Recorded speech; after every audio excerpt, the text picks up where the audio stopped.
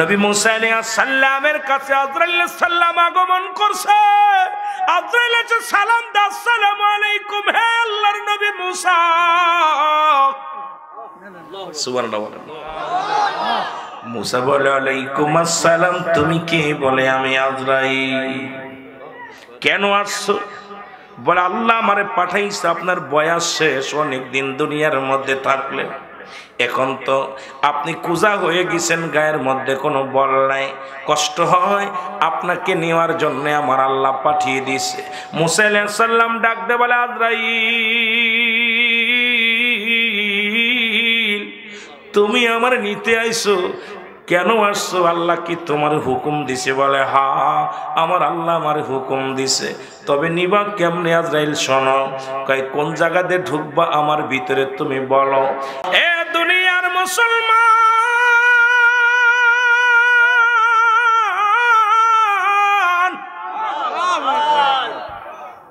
মুসা আলাইহিস সালাম ডাক দে বলে আজরাইল,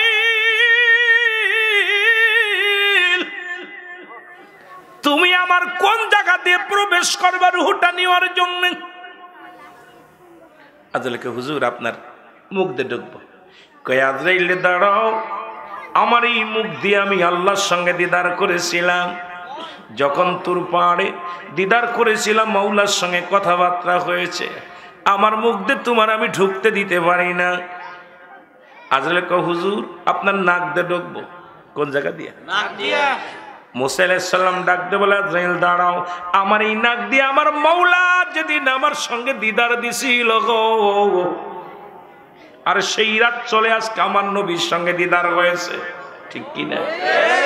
কিন্তু বাবার ওদিকে তো যাইতে পারো না, তবু দেখা যাক আগানো যায় কিনা।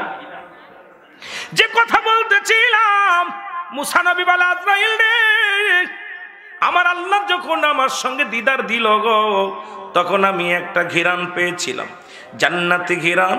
আমার আল্লাহ তাআলা ওই নূরের মধ্যে থাকিয়া, তাজা পর্দার মধ্যে থাকিয়া যখন কথাবার্তা হয়েছিল, ওই নূরের একটা তাজাল্লি ঘিরান আমার নাকে আসছে, আমার নাক দিয়ে তোমারে ঢুকতে দিতে পারি না। আজরাইল কয় হুজুর তাহলে আপনার চোখ দিয়ে ঢুকবো।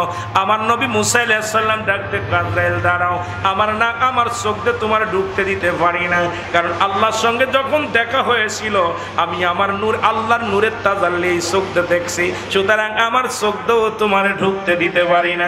জোরে জোরে চিল্লায়া বলা যাবে না মারহাবা।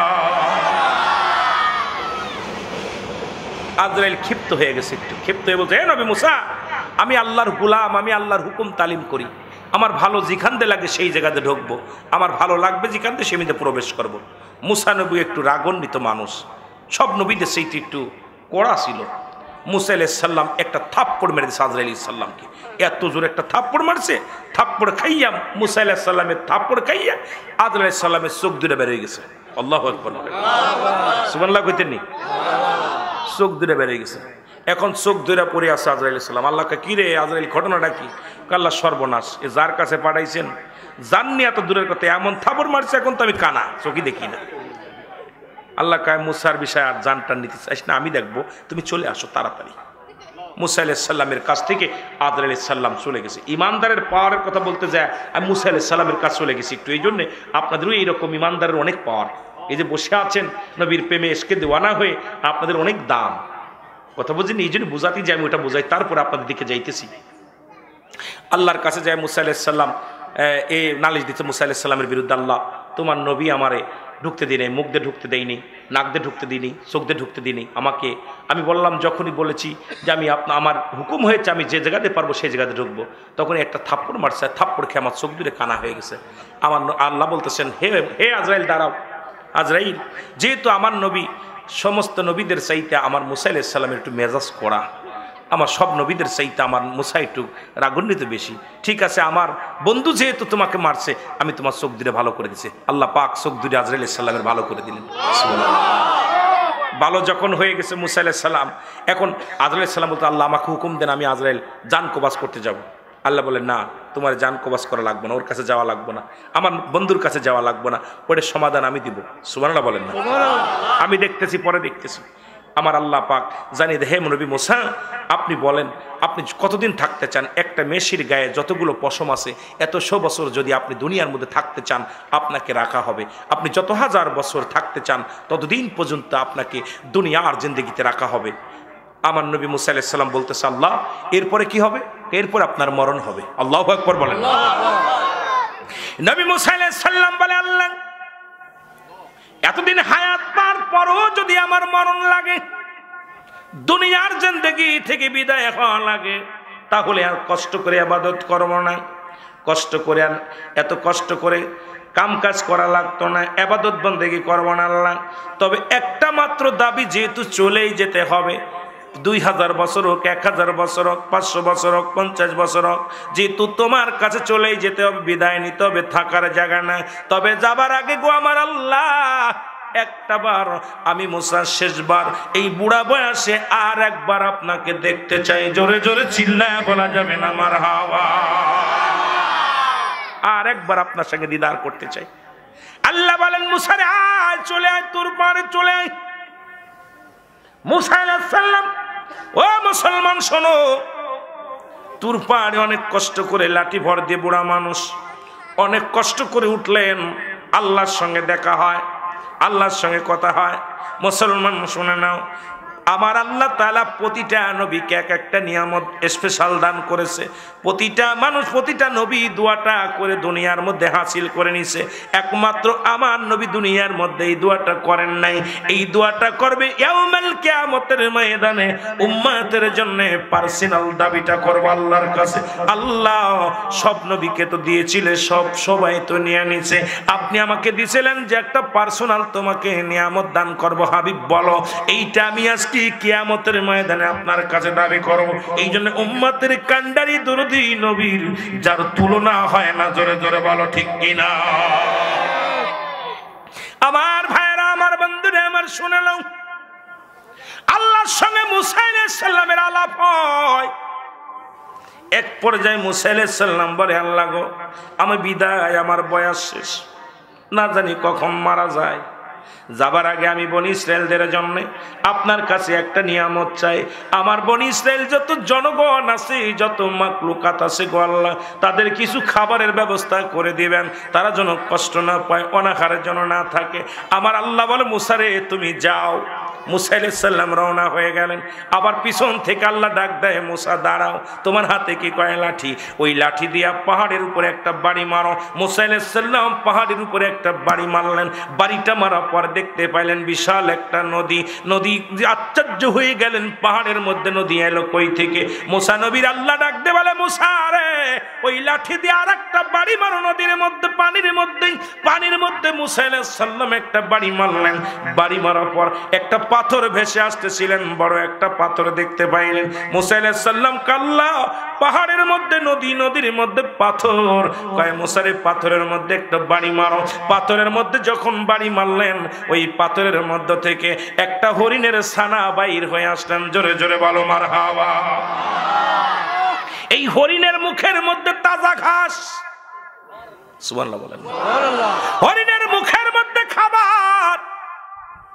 মুসা আলাইহিস সালাম বলে, কি আশ্চর্যজনক। আমার আল্লাহ বলে, শুনে নাও রে মুসা, আমি আল্লাহ এই পৃথিবীর সমস্ত মাকলুকাতকে খাওয়ায়। আসমান জমিনের মধ্যে যত মাকলুকাত আছে, কোথায় পাহাড়ের মধ্যে, কোথায় পানি, পানির মধ্যে পাথর, পাথরের মধ্যে হরিণ লোকে একটা কবর খোসে, কবর খুঁড়তেছে। মুসা আলাইহিস সালাম আস্তে আস্তে চিন্তা করে, পাশে তো কোনো বাড়ি ঘর নয়, কোনো জনবসতি নাই, এখানে কবর করে কার কবর? আস্তে আস্তে করে মুসা আলাইহিস সালাম চলে আসলেন ওখানে। এসে ডাক দে বলে, ভাইয়েরা কার কবর খোঁজেন? কয় ভাই একজন আমাদের ভিতরে একজন মারা গেছে, তার কবর খুঁড়তেছি, আপনি যেহেতু নবী আপনিও শরীক হন। মুসা আলাইহিস সালাম খোঁজা শুরু করলেন। ওই 7 জন কোনো মানুষ ছিলেন না, 7 জন হলো আল্লাহর ফেরেশতা। মুসা আলাইহিস সালাম কবরটা নিজ হাতে, নিজের কবরটা নিজে খুঁড়লেন। এবার যখন খোঁজা হয়ে গেল, এবার আল্লাহ নবী দেখেন সুন্দর কবরখানা খোঁড়া হয়ে গেছে, খোঁজা হয়ে গেছে। এবার ফেরেশতারা ডাক দেয় বলে, আল্লাহর নবী মুসা বেয়াদবি মনে করবেন না, যেহেতু যে লোকটা মারা যাবে, যে লোকটাই কবরের শোবে, সে দেখতে শুনতে আপনার মতো, বডি ফিটনেস আপনার মতো, উঁচু লম্বা আপনার মতো, যদি একটু কবরের মধ্যে শুইতেম তাহলে মাপটা দেখতাম মাপটা ঠিক আছে নি। মুসা আলাইহিস সালাম বুঝতে পারে নাই তখন ওরা মুসলমান। আমার আল্লাহর ফেরেশতারা তাকে শুয়ে দিলেন কবরের ভিতরে। মুসা আলাইহিস সালাম শুইলেন, শুইয়া কবরটার মধ্যে শুইয়া বলে আল্লাহ এ তো অনেক ভালো জিনিস। আল্লাহ সুন্দর ঘর, আরামদায়ক ঘর। আল্লাহ কবরের মধ্যে শুইয়া, আরে ইমানদাররা কবরটা বড় আরামদায়ক, আর বেঈমানদের কবরটা বড় দুঃখী, বেঈমানদের কবরটা বড় ভয়ঙ্কর। জোরে জোরে চিল্লায়া বলা যাবে না আল্লাহু আকবার। আমার আল্লাহ ডাকতে বলে ফেরেশতারা রে জান্নাতে দৌড়ে যাও, জান্নাত থেকে একটা আপেল নিয়ে আসুন। সুবহানাল্লাহ। জান্নাত থেকে একটা আপেল আনলেন, মুসা আলাইহিস সালামের হাতের মধ্যে দিলেন। হাতের মধ্যে দিয়া বলে নবী গো এটা খান। মুসা আলাইহিস সালাম যখন আপেলটার মধ্যে কবরের মধ্যে শুয়ে কামড় দিছে, আল্লাহ আজরাইল সুযোগ একটা পাইছিল, ঢোক তাড়াতাড়ি গালের মধ্যে। আজরাইল সালাম ঢুকে গেছে গালের মধ্যে, আস্তে আস্তে করে মুসা আলাইহিস সালামের জানটা বাইর হয়ে গেছে। আমার আল্লাহ কয় ফেরেশতারা মুসা আলাইহিস সালাম উঠাও। মুসা আলাইহিস সালাম উঠানো হলো, উঠায়া তারে গোসল করানো হলো জান্নাতি পানি দিয়া। মুসা আলাইহিস সালামকে জান্নাতি পোশাক দিয়ে তার গায়ের মধ্যে কি পরানো হলো, কাফন পরানো হলো। ফের অসংখ্য ফেরেশতা জানাজার নামাজে শরীক হলো, অসংখ্য ফেরেশতারা জামাতে নামাজ মুসা আলাইহিস সালামের জানাজা পড়া হলো, মুসা আলাইহিস সালামকে দাফন দেয়া হলো। এবার আল্লাহ বলেন ফেরেশতারা রে ওই মাটিগুলো কবর থেকে মিশায়া দাও, যাতে করে বনি ইসরায়েলের মানুষগুলো কবরের উপরে কোনো কি করতে না পারে, আঘাত না করতে পারে। আজও পর্যন্ত মুসা আলাইহিস সালামের কবরটা নির্ধারিত কেউ বলতে পারে নাই, তবে আমাদের ওই জায়গার মানুষেরা আন্দাজের উপরে একটা জায়গা বড় করে ঘিরে রাখছে, বলে এটা মুসা আলাইহিস সালামের কবর। এই মুসা আলাইহিস সালামের কাফন দাফন করেছিল আল্লাহর ফেরেশতা দিয়া। এই রকম দুনিয়ার মধ্যে 1000 বছরে যিনি বাঁচলেন হযরত আদম আলাইহিস সালাম, তার মরা লাগছে এই দুনিয়ার মধ্যে। কেউ দুনিয়ার মধ্যে থাকবো না, থাকা সম্ভব নয়। সব কিছু যেদিন শেষ হয়ে যাবে, জমিনটা আল্লাহ শেষ করে দিবে। আল্লাহ বলেন কুল্লু মান আলাইহা ফান, আল্লাহ কয় বান্দারে সব কিছু শেষ হয়ে যাবে, এই জমিনটা আমি রাখবো না। এই জমিনের মধ্যে যত মাটি আছে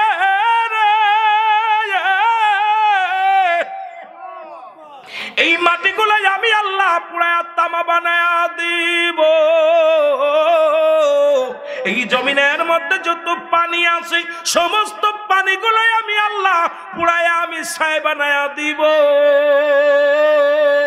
যেদিন কিচ্ছু বলতে কিচ্ছু থাকবে না, সেদিন থাকবো শুধু আমি আল্লাহ, আর আমি থাকবো আমার নবীর ভালোবাসা নিয়ে। জোরে জোরে চিল্লায়া বলা যাবে না মারহাবা।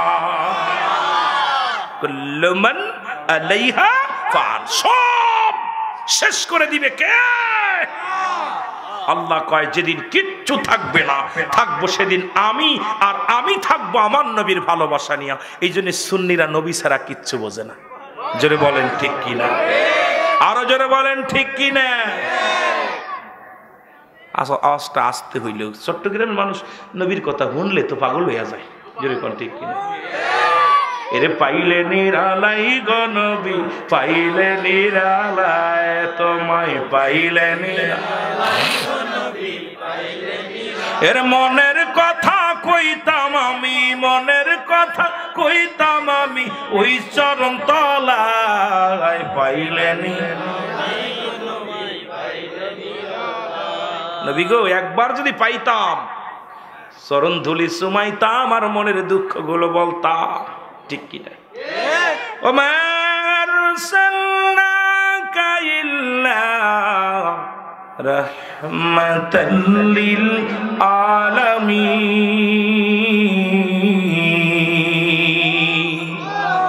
নবী গো আপনি তো রহমতের ভান্ডার। ঠিক কি না? আমার ভাইরা, আমার বন্ধুরা, আল্লাহ হলো রব্বুল আলামিন, নবী হলো রাহমাতাল লিল আলামিন। এ মুসলমান শুনে নাও, সুতরাং পৃথিবীর মধ্যে 1 নম্বর বিপদ হলো মরণ। আর মরণ বলতেছিলাম ইমানদারদের রূহটাও ঠিক একই রকম আবাদন রে বাইর হয়। আদম আলাইহিস সালাম সবার রূহ বাইর করার জন্য জমিনের মধ্যে আসেন না, কারণ এই পৃথিবীর মধ্যে একমাত্র ইমানদারের রূহটা বাইর করার জন্য জমিনের মধ্যে আগমন করে। ও মুসলমান শুনে নাও, শুনে নাও, দিলের কান্ডা লাগায় শুনে নাও। এরে মুসলমান, আদম সালাম দিবে, আসসালামু আলাইকুম। ওয়ালাইকুম আসসালাম। ইমানদারের জানটা কেমনে বাইর হবে শোনো গো। পা দিয়ে ঢুকতে যাবে, ইমানদারের পা দিয়ে আজরাইল ঢুকতে পারবে না। কয় এই পা দিয়ে আমি জান্নাতের বাগানে হেঁটে যেতাম, এই পা দিয়ে আমি মসজিদে যাইতাম, এই পা দিয়ে আমি দিনের পথে দৌড়াদৌড়ি করতাম। চলে যাবে হাতের কাছে, হাত বলবে হাত দিয়ে আমি দান ধ্যান করতাম, এই হাত দিয়ে আমি ইসলামের জন্য ব্যয় করেছি। চলে যাবে কোথায় রে মুসলমান? মুখের কাছে, মুখ বলবে আমি এই মুখ দিয়ে কোরআন পড়েছি, এই মুখ দিয়ে নবীর দুরুদ পড়েছি, এই মুখ দিয়ে আমি আল্লাহর রাসূলের দুরুদ শরীফ পড়েছি, আমার নবীর দুরুদ পড়েছি। চলে যাবে চোখের কাছে, চোখ বলবে আমি এই চোখ দিয়া আমি আমার কোরআন শরীফ দেখেছি, আমি করে এই চোখ দিয়ে আলেম ওলামারে দেখেছি, এই চোখ দিয়ে আমার মা বাবারে আমি দেখেছি, এই চোখ দিয়ে কোনোদিন ফায়সা কোনো মহিলা দেখি নাই, এই চোখ দিয়ে তোমার ঢুকতে দিতে পারি না। চলে যাবে কোথায়? মাথার কাছে, মাথা বলবে আমার এই মাথা দিয়ে আমি সিজদা করেছিলাম আল্লাহরে, দুনিয়ার কাউকে সিজদা করি না, একমাত্র আল্লাহরে সিজদা করেছি। চলে যাবে কানের কাছে, কান বলবে দুনিয়ার ফায়সা কথা আমি কানে নিই নাই, আমি দুনিয়ার মধ্যে কোনো ভালো কথা শুনলে কান দিয়ে শুনতাম। আজরাইল চলে ধর্মুখ, আজরাইল সময় চলে যাবে, জানটা নিতে পারবে না। আমার আল্লাহ বলবে আজরাইল চলে যাও জান্নাতের মধ্যে, জান্নাতের ভিতরে যায়, 8টা জান্নাতের ভিতরে যাবে, ঘুরে নিয়ে আসবে হাতের মধ্যে, দরজার মধ্যে লাগানো থাকবে, উপরে থাকবে আল্লাহু আকবার, দরজার মধ্যে লেখা থাকবে লা ইলাহা ইল্লাল্লাহু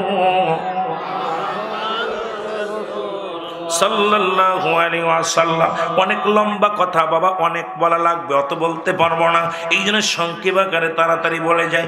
এই বান্দা যখন দেখবো রে, এ বান্দা আল্লাহর জন্য পাগল হয়ে যাবে, আদম আলাইহিস সালাম তার রূহটা নিবে এত আসানে, এই মৃত্যুটা হবে কেমনে রে মুসলমান? যেমন মুসলমান ওই যে আটা বানায়, যেমন মহিলারা দেখবেন আটা সেনে খামর, এই খামারের মধ্যে মুসলমান যদি একটা চুল প্রবেশ করে, ওই চুলটা টান দিলে যেমন অনাসে বাইর হয়ে যায়, এত আসানে মৃত্যুবরণ হয় ইমানদারের। এই ইমানদারের মৃত্যুটা এত সহজ হবে রে মুসলমান, পৃথিবীর মধ্যে এত ইমানদারের আসানে মৃত্যু হবে কালেমা পড়তে পড়তে।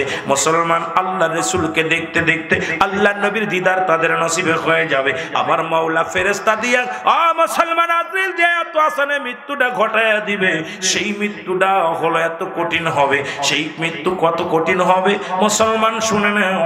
নাগা আসেন আল্লাহুম্মা সাল্লি আলা সাইয়্যিদিনা মুহাম্মদ, অল্প টাকা আসেন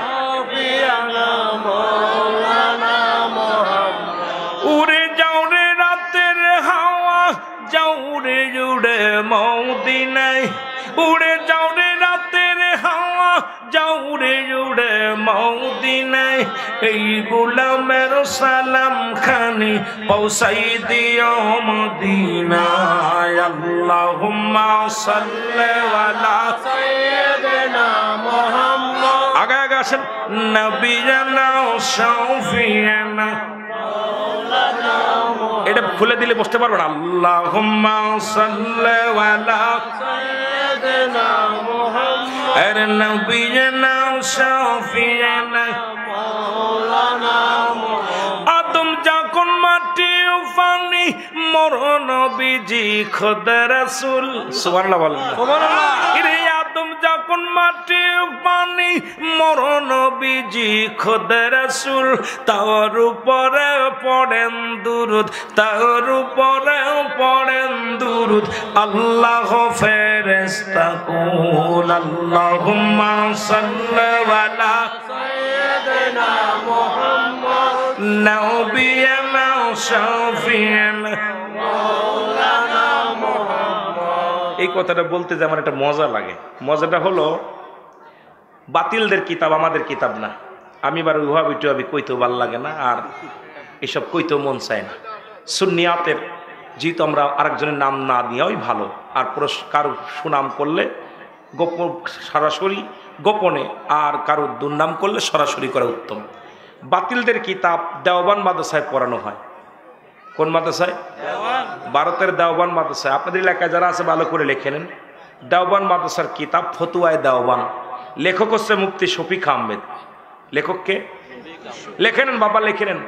বাতিলদের কিতাব আমাদের কিতাব না, কওমি জামাতের কিতাব। যাদের গুরুর লেখা, সেই গুরুর নাম হলো মুফতি শফিক আহমেদ। দেওবান মাদ্রাসায় পড়ানো হয় সিলেবাসের কিতাব, বইয়ের কিতাব। এই কিতাবের মধ্যে লেখছে দ্বিতীয় নাম্বার ফতোয়ায়ে দেওবন্দের দ্বিতীয় খণ্ড 24 নম্বর পৃষ্ঠা।